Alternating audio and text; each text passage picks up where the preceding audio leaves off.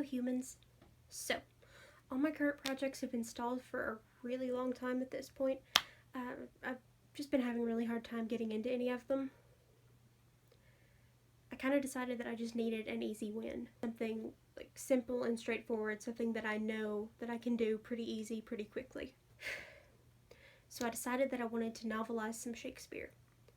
This is not an original idea by any means. I'm sure that this has been done exactly how I'm doing it. It just seemed fun. And like something I could do pretty fast. Just to get back into the swing of writing, to feel like I've finished something, accomplished something, however you want to look at it. I'm kind of a Shakespeare nerd, so I know the flow of the stories pretty well. And the story scenes and dialogue are already laid out. I just have to add dialogue tags and description and set the scenes, you know? I'm just doing a one-to-one translation, taking the original play and turning it into standard prose. I'm not editing his words or cutting anything or doing anything fancy with the setting. It's just vague medieval towns, the original dialogue, nothing special. I'm not making this any more complicated than it needs to be. I needed to choose which play I wanted to do first, and since this is my first time writing in a while, I wanted to choose one that I didn't care that much about so that I wouldn't be upset if it didn't turn out good. But I also wanted it to be one that I'm familiar with. It was a very easy choice actually, because when it comes to easily hateable Shakespeare, there's only one. The Taming of the Shrew. The Taming of the Shrew, if you don't know, is one of Shakespeare's earlier plays. It's about these two sisters whose father is trying to marry them off. The younger sister, Bianca, is all about this, and she has a few different suitors. But she can't get married until her older sister, Catherine, is.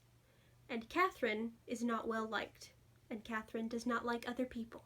Catherine is kind of a bitch, but I love her. She's the best part of the play.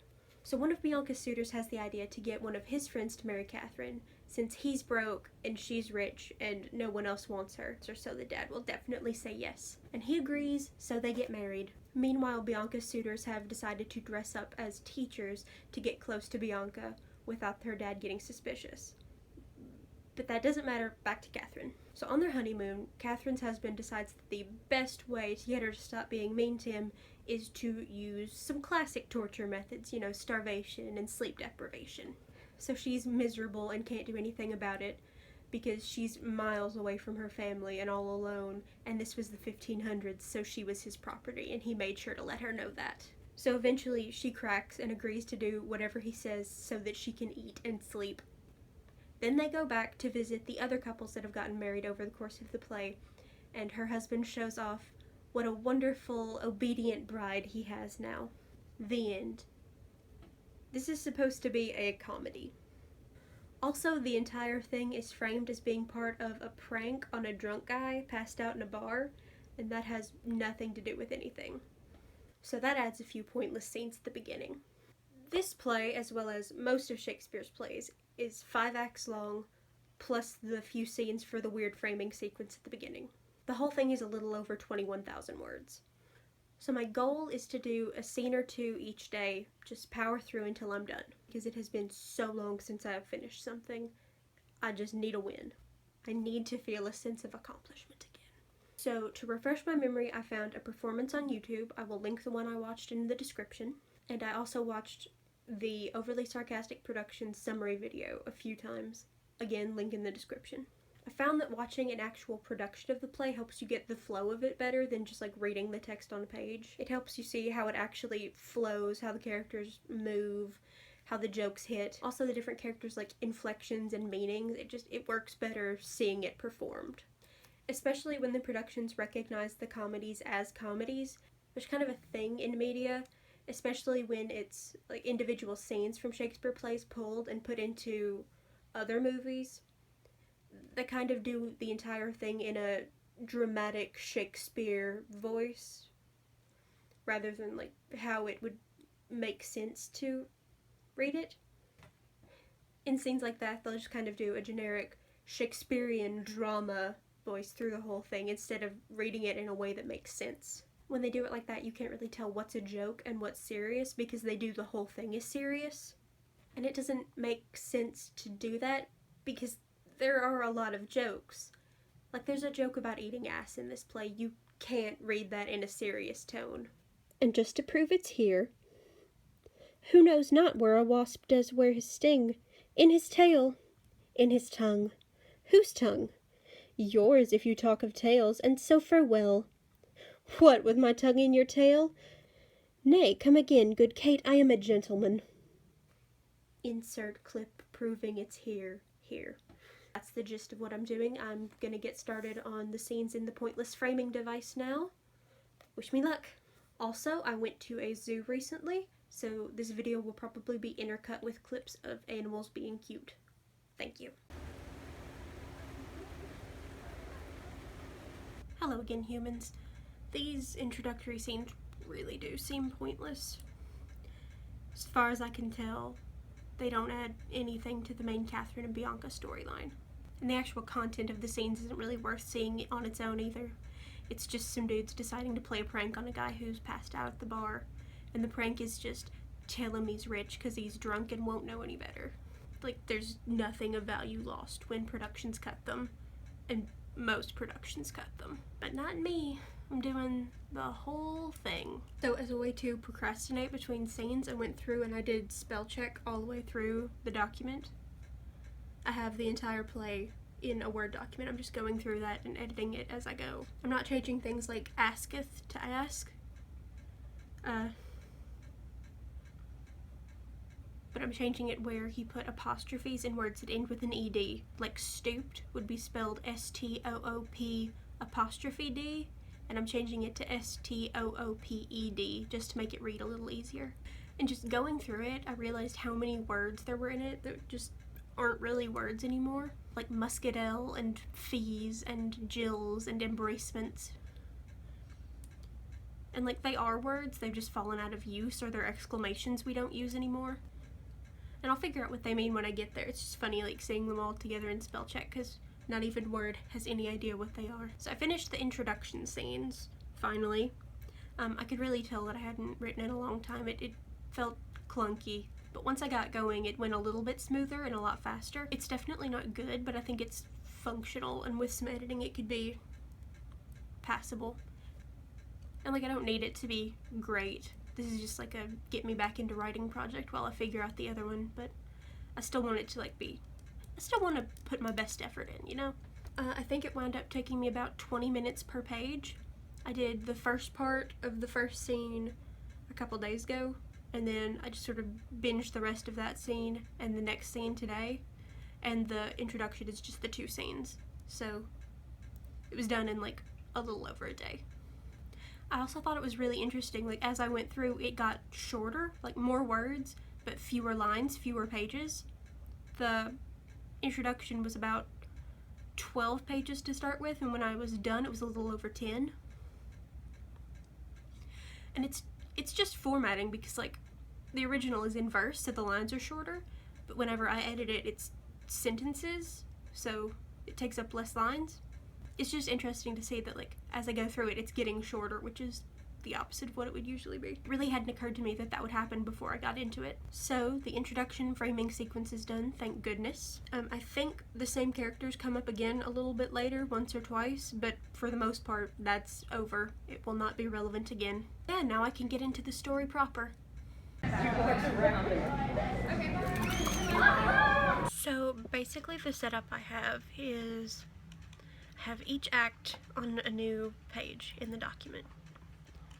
And then after that, it goes into, it has the scene description at the top as kind of the chapter title. And then this is what I've already done. And then down here we have the original text, just as it was. You can see since it's written in verse, it's pretty short. And yeah, it's just basically copy-pasted from somewhere online. And then have the column for notes over here. And then each scene starts on a new page. So yeah, I'm just going through and kind of editing as I go.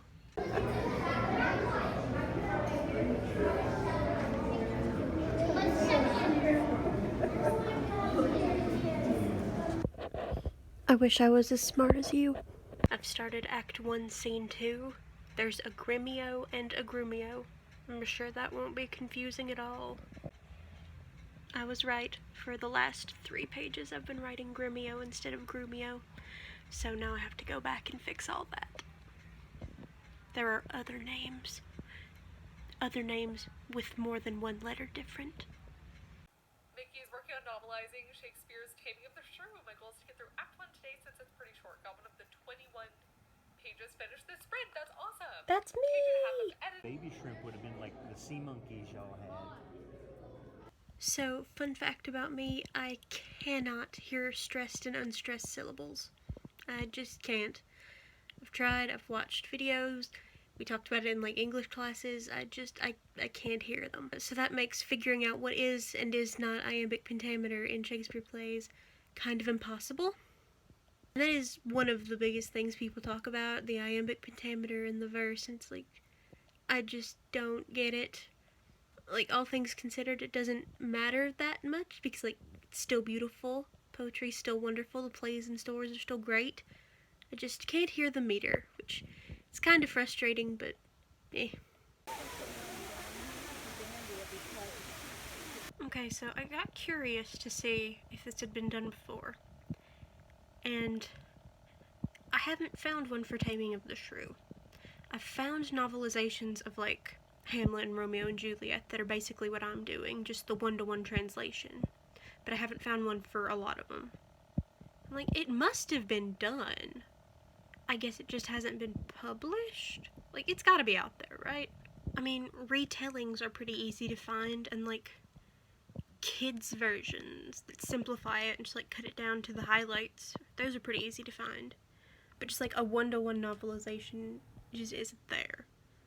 Like, if you know of one, please tell me. But I can't find one. Act 4, Scene 2 is finally complete. And fun fact, I'm very reward-oriented, so for each page I finish, I get a Sour Patch Kid.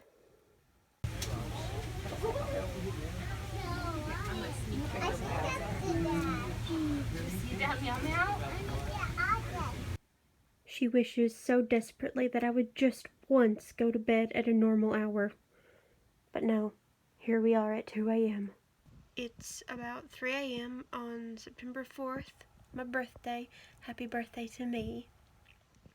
But I have about 18 pages left of this. I really want it to be done, but also I do not want to do it right now. Ugh. Hello friends, it has been roughly 24 hours since that last clip. It is not finished yet.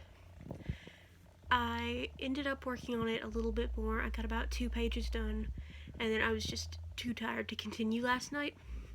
And then I didn't really get a chance to work on it today because it's my birthday.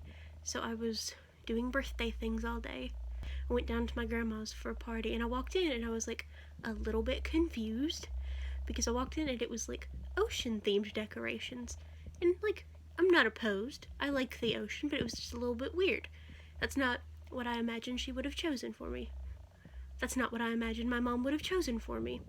But then I walk around into the kitchen and I see it's Back to the Future themed in there, so I'm like, oh, it's the Enchantment Under the Sea dance from the movie, and I was like, yeah! Because Back to the Future is my favorite movie. It was really fun. We hung out, and then we went to the movies and watched Jungle Cruise, which was really good. 10 out of 10. It's been a good day. But I have to get up early in the morning for some other stuff, so I'm gonna go to bed now, so I'm not exhausted for that. And then hopefully tomorrow evening I'll get the chance to finish it, which is not quite as soon as I'd wanted to, but you know what? We do what we can do.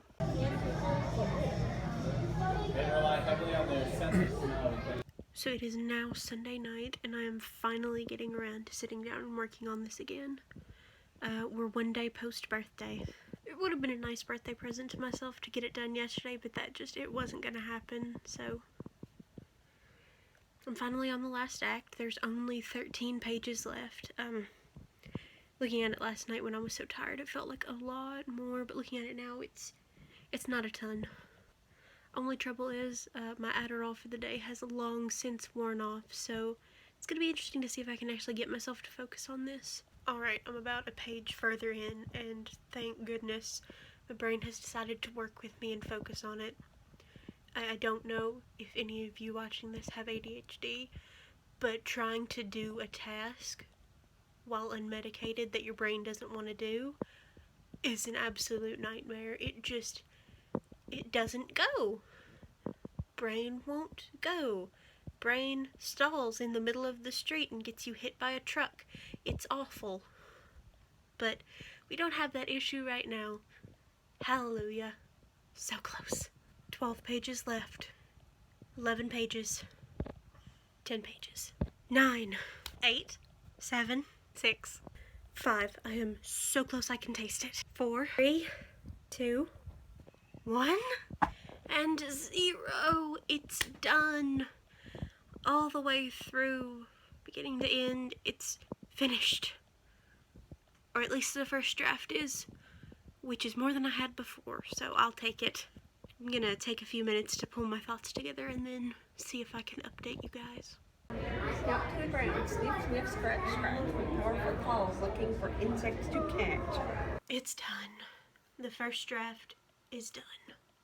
Once I got into the flow of the writing, it went pretty quickly. I got Act 1 done in less than a day, no issue. Act 2 done in a few days after that. Act 2 is just one really long scene, which was kind of a pain to do, but got it done pretty quick after that. Act 3 done the day after that.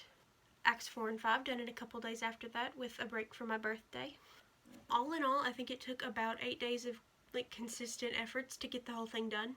I started this project around the same time that the semester was starting, so I had to take some breaks to work on class stuff and go to class. But if I hadn't had anything else going on, I think I could have gotten it done the way I originally intended. I'm doing an act a day.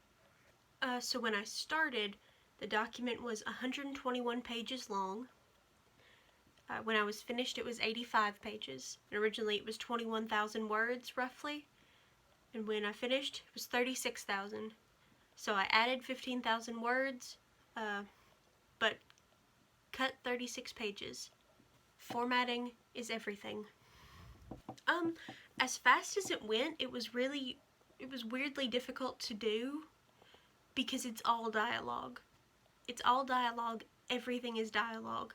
It's really hard to make it flow well when most of what you're adding is he said, she said, just back and forth. When it's your own story or you're not going based on a script, you can just kind of do whatever. You can take breaks different places to describe things or move people around, but for this you have to follow the conversation, and each scene is just one really long conversation. There's no breaks. Whereas in a chapter that characters would be moving from place to place, in this the scene is in one room or outside at one place. It's in one set place. It's just one long conversation. There's no good places to break for description or action except for the specific places where it's he exits or it describes a character's actions, the stage directions, I guess. But in Shakespeare plays, those are kind of few and far between. I honestly wonder how many times I just said, he smiled or she frowned to denote who was talking, because it already used he said, she said so many times in that scene. I guess I'll find out when I edit. And I thought I would film clips between each scene or each act or during it, but there just really wasn't that much to say. I explained what the play's about, I explained how I was doing this, and what format I'm using. It's all pretty straightforward.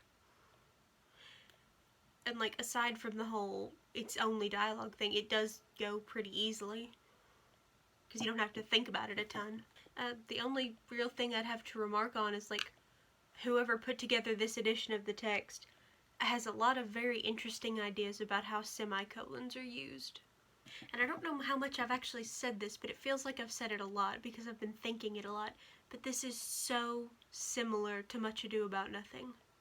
You've got the kind of sassy, mean, atypical couple, Catherine and Petruchio, and then Benedict and Beatrice in Much Ado. And then they're more bland, normal counterparts. The nice, normal couple wants to get married but can't for some reason. And then the mean couple kind of has they want to but they don't dynamic going on. The main difference between them, the relationships anyway, is that Benedict and Beatrice see each other as equals. They're friends. Yeah, they nag each other, but they're friends. They respect each other. Whereas the second Petruchio meets Catherine, he's like, yeah, I can break her. And that's what their relationship is built on, instead of like finding another similar person who's kind of atypical and therefore ostracized by the people around them, and like growing together because finally somebody who is the same as me who I can relate to. Instead, he like tortures and abuses her into being exactly what she's always been resented for not being. Honestly, the play reads more like a tragedy than a comedy. At least if you look at it from Catherine's point of view. In Much Ado, I guess Hero and Claudio kind of inherited the unhealthy relationship dynamics. All in all, it does feel like Shakespeare, years later, took the same story idea and revisited it for Much Ado. So, what did we learn here?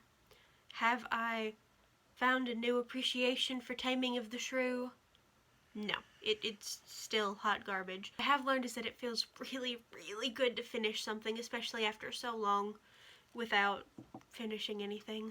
And like, even though, especially towards the beginning, I know it's not good,